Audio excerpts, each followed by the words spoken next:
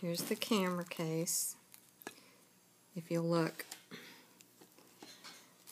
here's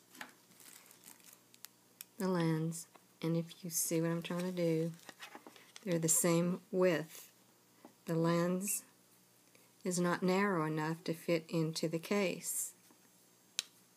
If you look there, see what I'm talking about. It's just too big.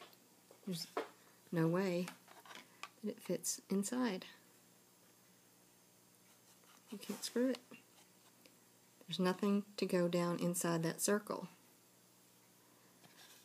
The width here on this is too small for this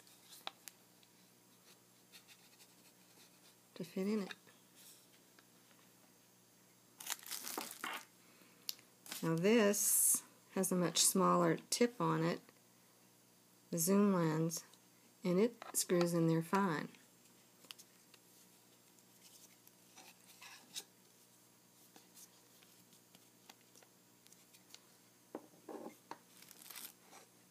That fits. This doesn't fit.